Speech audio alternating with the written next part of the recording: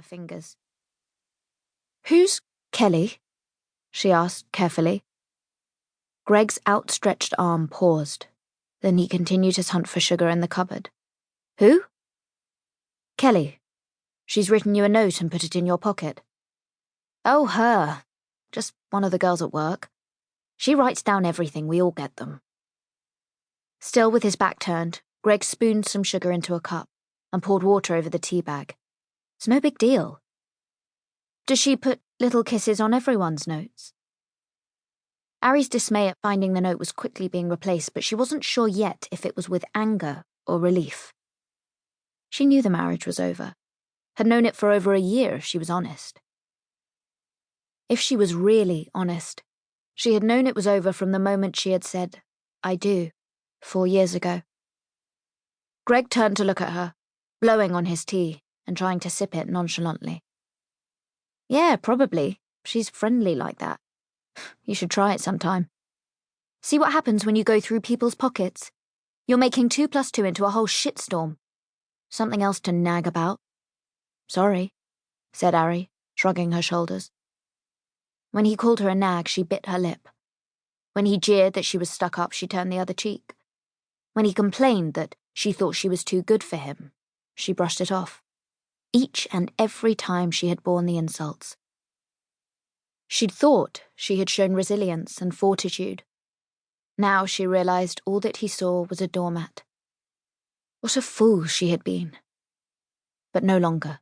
This was it. This was the moment when she was finally going to call time on her useless, pathetic marriage. Hot prickles ran over her skin, every part of her panicky and shaking. She was about to ruin her son's chance at a happy family with a loving mummy and daddy. It was time that she faced facts. She wasn't going to be able to give her children the same loving upbringing that she had, no matter how hard she tried. Ari took a deep breath. "The note says it's for the next time, and it's wrapped around a condom." She held out the small packet. That was when he'd lost it. His face flushed red. Whether through embarrassment or anger, Ari didn't know. But on reflection, she was glad he had thrown Leo's beaker, rather than the cup of tea. She cowered as he stormed past her and out of the house.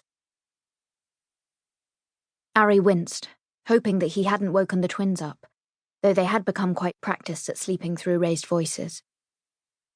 Now she looked about her, and then methodically moved around her tiny kitchen, wiping down the sticky mess wherever she could see a splash. She tried not to think about what this latest outrage indicated. In the early days of their marriage, Greg would sulk, stay out late, complain. Gradually, those complaints became louder. He would swear more. He would slam the occasional door. Now he shouted regularly. This was the first time he had ever thrown anything. Ari didn't think he had meant to hit her. But he had, and he didn't care. The next time he would mean it. Eventually, the room was clean, but she was unable to erase the fear and anger that was still drumming through her body. She wondered where he had gone. The gym seemed unlikely. The only exercise he did was raising a can to his face, a dart to the board, or his voice to the television. He was body-conscious but lazy about doing anything to stay fit.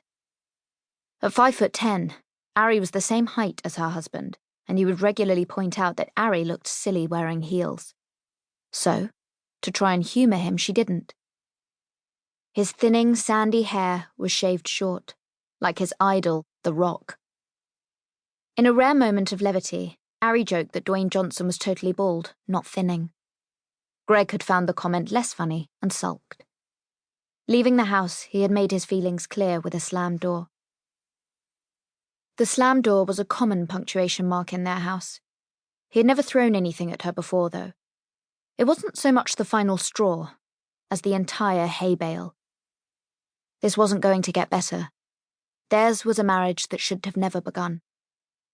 For all the wrong reasons, when she got pregnant, they decided to get married. The fact that both parties had secretly acknowledged that their relationship was on the rocks prior to the pea stick was dismissed in the light of the momentous news.